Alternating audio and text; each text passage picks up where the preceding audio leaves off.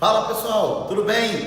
Mais uma aulinha para o nosso canal de hoje e dando sequência àquela conversa de migrações, vamos à nossa parte 2, falando de migrações no Brasil. Desde já, a gente pede para você ativar sua notificação, segue o nosso canal, já o prepara. E não se esqueça da nossa parceria, professor Caio Tavares, no Instituto dos Concursos. Segue lá o professor Caio. Gente, só dica fera de física para quem quer fazer um bom concurso. Segue o professor Caio, que vocês não vão se arrepender, beleza? Então vamos lá, começando a nossa aulinha de hoje. A proposta de hoje é que a gente possa discutir um pouquinho a respeito de migrações no Brasil.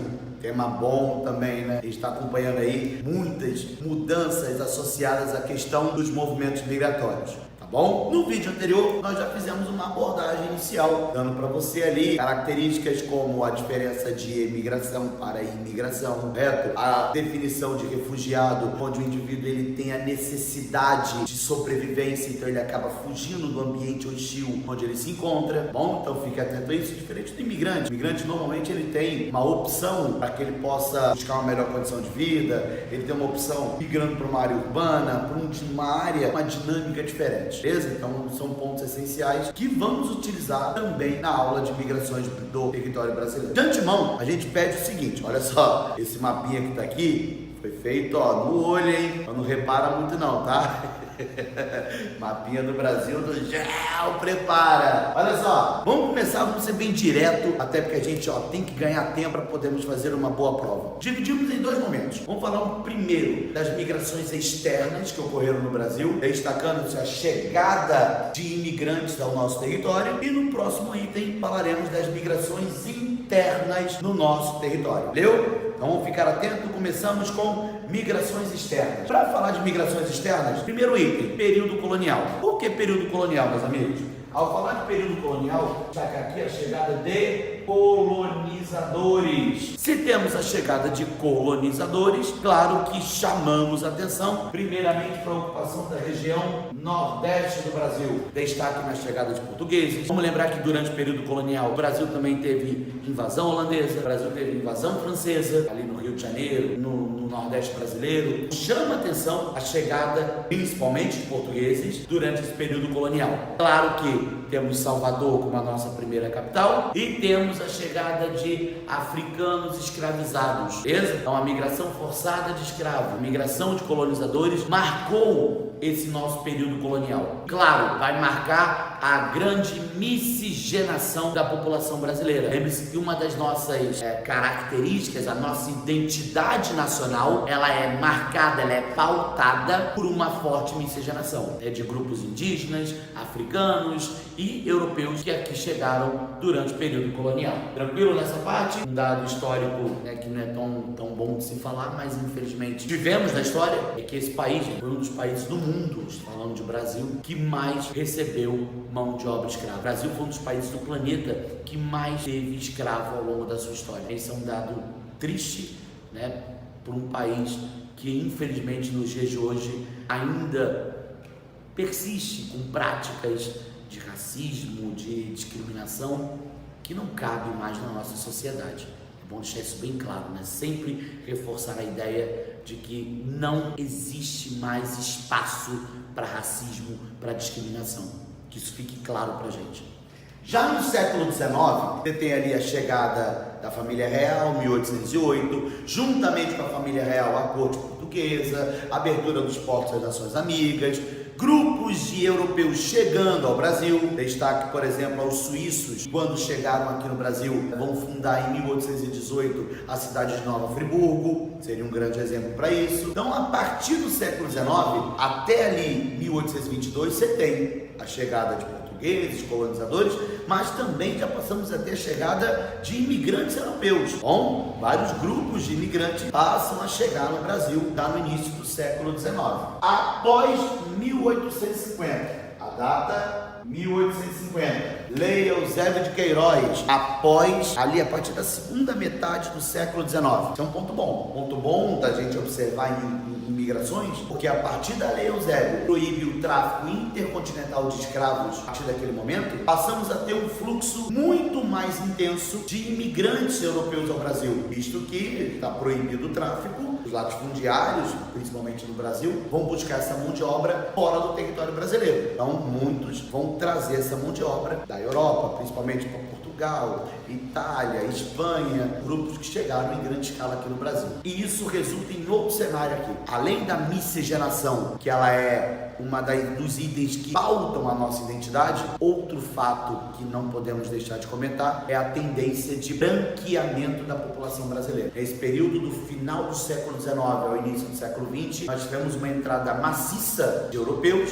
e, claro, muito incentivada por práticas políticas aqui do Brasil, incentivando o maior número de pessoas brancas, visto que na época a maioria brasileira era negra. Bom, durante a Primeira e a Segunda Guerra, na verdade, nem durante, pegando o contexto, né, ali os antecedentes de Primeira Guerra, já pegando também antecedentes de Segunda Guerra, você continua tendo fluxos imigrantes, só que já dá uma reduzida no fluxo da entrada de europeus. Aqui no contexto de Primeira Guerra, que chama mais atenção, chamaremos atenção para outros grupos. Então, aqui já falaremos da chegada de japoneses, sírios, libaneses, que começam a chegar no Brasil. Os japoneses, gente, chegam em grandes números, tendo a sua primeira leva de japoneses aqui a partir da data de 1908. Mas esse início do século XX, né, com o Brasil tendo economicamente o café como o grande modelo econômico, o grande item das exportações, os japoneses, os sírios, os libaneses passam a chegar no Brasil a partir desse momento no cenário de conflito que a Europa está atravessando, ou de pré-conflito, se você queira colocar ali aquele período que antecede principalmente a Primeira Guerra Mundial. Quando temos a chegada de Vargas ao poder, a gente lá nas aulas de história, a gente aprende que Vargas adota uma política conhecida como política de cotas de imigração. Nós vivíamos ali, gente, no início da década de 30, ainda consequências da crise de 29, que no Brasil foi a crise do café, que tem mudança política, mudança no panorama econômico do território brasileiro. E essa política de cotas de imigração determina que, lá em 1934, que no Brasil, a partir daquele momento, só poderiam entrar 2% do total de imigrantes que haviam entrado nos últimos 50 anos. Pegaram? Então, na política de cotas de imigração, só entrariam no Brasil, a partir de 34, 2% do total de imigrantes por nacionalidade que haviam entrado nos últimos 50 anos. Adiciona ali também, gente, proibição na entrada de deficientes físicos aqui no território brasileiro. Seguindo, ao longo das décadas de 40, 50, 60, a Europa já está passando por um cenário de reconstrução. Logo, o Brasil passa a receber um número muito pequeno de europeus, certo? Isso abre espaço para a chegada de novos grupos de imigrantes no Brasil.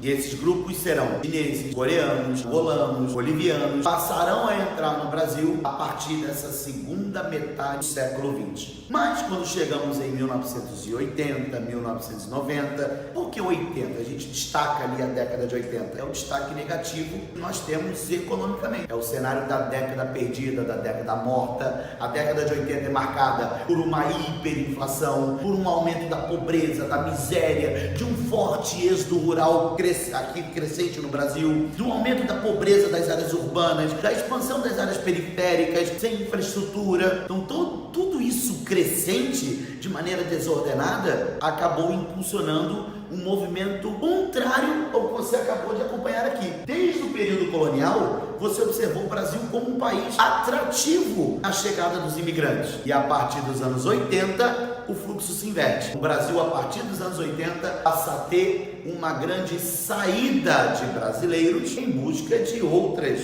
oportunidades fora do território. Logo, quais serão os principais destinos dos brasileiros? Teremos aqui Estados Unidos, Paraguai e Japão. Estados Unidos, Paraguai e Japão serão os três principais destinos de brasileiros que começam a realizar emigrações. Os brazucas, brasiguaios e os decassegues. Tudo bem? É bom lembrar, gente, que nessa história toda, destaque para os decassegues, até porque recentemente temos aí políticas japonesas de repatriamento de mão de obra, né? Políticas incentivando o retorno de seus descendentes para o Japão, visto que é um país que tem uma elevada expectativa de vida, uma baixa taxa de natalidade e vem passando por necessidade de recomposição da sua PEA, população economicamente ativa. Tudo bem? No início do século XXI, o mundo começa a passar por transformações econômicas muito grandes, inclusive o Brasil, porque o Brasil, da primeira década do século XXI, começa a se destacar economicamente. Estamos ali no período grande crescimento daquele grupo de países emergentes. Você com certeza já ouviu falar do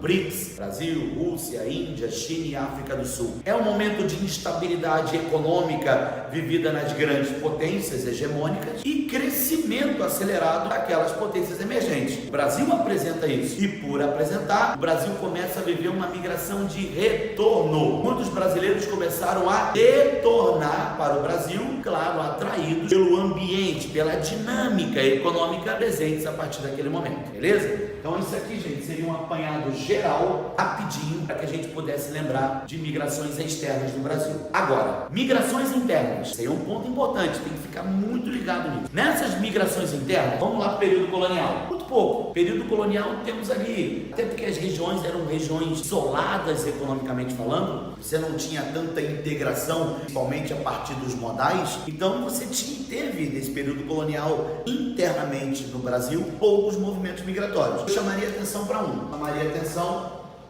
do Nordeste em direção à região de Minas Gerais. Na transição do ciclo da cana, que entra em decadência ali no século XVII, e o surgimento do ciclo do ouro. Esse cenário, você já começa a observar que você tem um movimento migratório de aproximadamente 700 mil pessoas que migraram do Nordeste em direção à região de Minas Gerais. Beleza? Seria um dos tópicos que chamaríamos atenção nesse fluxo interno aqui do período colonial. Chamaria atenção também para o segundo, que é o fluxo de nordestinos para o Rio de Janeiro. Já que você tem o ciclo do ouro em Minas, para onde que esse ouro, por onde esse ouro vai ser escoado? Vai ser escoado pelo Rio de Janeiro. Então, do Rio de Janeiro também vai se consolidando uma nova capital, já no século XVIII, 1763, o Rio de Janeiro é uma área, sim, atrativa a esse fluxo migratório interno presente no Brasil. Fique esperto com isso, tudo bem? Chegando no século XIX, você está começando a incentivar um desenvolvimento econômico que ainda vai estar concentrado no Sudeste brasileiro. Então, o Sudeste brasileiro ainda é uma área que concentra esses fluxos migratórios. Destaque, migração de nordestinos para o Sudeste. Porque século XIX, meus amigos, já também falamos do café, que no final do século XVIII tem seu destaque no Vale do Paraíba, aqui no estado do Rio de Janeiro, e vai para São Paulo, para o Oeste Paulista, na segunda metade do século XIX. Então, se vocês olharem bem, os movimentos internos, desde o período colonial até o período do século XIX, período do Império, isso está concentrado no Nordeste e posteriormente Nordeste para o Sudeste. Tudo bem? Isso é um ponto importante para a gente chamar a atenção. Segundo ponto, ainda nesse período do século XIX, é o movimento de nordestinos que, são incentivados a ocuparem a região da Amazônia. O seu professor de História vai discutir com você a respeito, por exemplo, do Tratado de Petrópolis, 1903, a anexação do estado do Acre ao Brasil. Então, a ocupação dessa região, importante no ciclo da borracha, vou colocar aqui, ciclo da borracha, ele tem um fluxo interessante de nordestinos ocupando essa região da Amazônia brasileira. Valeu? É um ponto importante também. Pós-Segunda Guerra Mundial. Isso é importante, porque após a Segunda Guerra Mundial, o ponto-chave a ser discutido é desenvolvimento urbano industrial do Brasil. O Brasil vai passar por um rápido desenvolvimento de industrialização, inclusive chamamos isso de industrialização tardia. E esse rápido desenvolvimento de industrialização também tem consequências nas áreas urbanas. Você acelera o êxodo rural, você acelera o processo de metropolização do país, um inchaço de centros urbanos, com destaque para Rio de Janeiro e São Paulo, beleza? Então, pós-Segunda Guerra Mundial, destacaremos as migrações interregionais, porque elas continuam em direção agora novamente ao Sudeste. Sudeste que já era destaque no ciclo do ouro, no ciclo do café, chega agora na industrialização, também se destacando na atratividade desses fluxos migratórios. Fique esperto com isso. A partir desse momento do desenvolvimento urbano industrial, o sul do Brasil, entre 1930 e 1960, terá um grande destaque na produção agrícola. O Sul se destaca com produção agrícola no território brasileiro nesse período em que o Sudeste se desenvolve no modelo urbano industrial. Só que, meus amigos, a partir dos anos 60, você vai falar no Brasil sobre Revolução Verde. E ao falar sobre Revolução Verde, falaremos do uso de tecnologia de ponta no campo. E o uso de tecnologia de ponta no campo vai intensificar, vejam bem, o avanço da fronteira agrícola em direção ao centro-oeste, tornando o centro-oeste brasileiro uma área interessante na produção de grãos, com técnicas agrícolas aplicadas ali, exemplo a calagem. Você também aumenta a ocupação nessa região.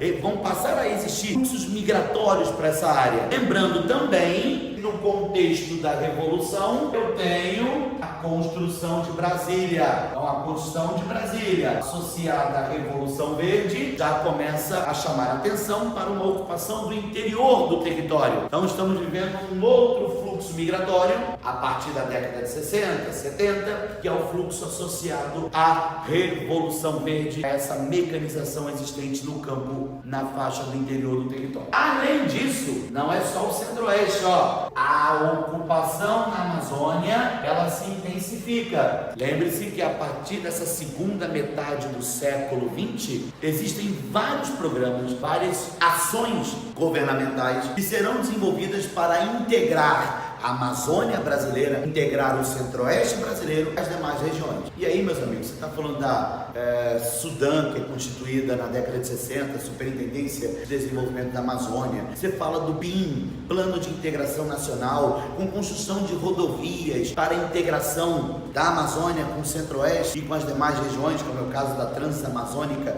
que liga a Amazônia ao Nordeste brasileiro pela BR-230. Então, existem projetos, a partir dessa segunda metade do século XX, que vão aumentar e vão intensificar o fluxo entre essas regiões, onde estamos indo do sul para o centro-oeste, centro-oeste para a Amazônia, e a Amazônia é a região brasileira mais recentemente ocupada, tá bom? Lembrando que além dela, da Amazônia, botando aí final dos anos 90, início dos anos 2000, também passamos a ter fluxos migratórios ao interior do Nordeste, uma área conhecida como Mapitoba. Então, nas áreas ali entre o Maranhão, Piauí, Tocantins e Bahia, você tem fronteira agrícola chegando ali, tem Revolução Verde e tem fluxo migratório acontecendo nessa área no interior do território brasileiro. Tranquilo com essa parte? Se estiver tranquilo, é bom lembrar que além do cenário da Revolução Verde, lembra do Sudeste? O Sudeste passando por um rápido processo de industrialização, um rápido crescimento urbano e industrial. Veja lá, o Sudeste está sofrendo agora as consequências desse rápido processo, que é um processo de desmetropolização ou involução metropolitana. A metrópole já não é mais atrativa aos fluxos migratórios. Na verdade, ela não é tão atrativa, tornou menos atrativa. E aí muita gente migrando para o interior, migrando para as cidades pequenas e médias, e hoje são as cidades que mais crescem no Brasil. Temos a desconcentração industrial que apoia esse processo, apoiada a partir da Constituição de 1988, que permite que todos os estados e municípios possam oferecer benefícios fiscais. Isso intensifica os fluxos industriais no território brasileiro e, como nós citamos há pouco, o avanço da fronteira agrícola, incentivando essa ocupação do interior a partir de um processo de mecanização. E claro, gente, quando a gente tiver o vídeo de fronteira agrícola, de Revolução Verde, claro que são processos que também estão alinhados a associar a questão do desmatamento, concentração de terras e etc., associada a essa situação vivida no campo brasileiro. Atualmente é interessante você observar as migrações de retorno, de volta para a minha terra. É quando o indivíduo, ele vem principalmente nas grandes metrópoles, passando por dificuldades como a questão do desemprego, como a questão da violência, e o indivíduo se sente atraído a voltar para o seu local de origem. Me refiro ao indivíduo, não necessariamente a ele, tá? Pode ser ele, mas podem ser seus descendentes diretos, filhos, netos, que retornam para o seu local de origem. Fato comum de se observar é a saída de nordestinos que historicamente vieram para o Sudeste e hoje retornam para o Nordeste Nordeste brasileiro. Tudo bem? Espero ter passado um bom resumo rapidinho de migrações no Brasil. Dá aquela revisada, não deixa de dar o print do quadro e ó, pessoal, revisa porque o concurso está chegando. Grande abraço, fiquem na paz, não esqueçam de dar a sua curtida, ative o nosso sininho lá das notificações e não deixe de acompanhar o canal do professor Caio Tavares, do Instituto do Concurso, beleza? Grande abraço!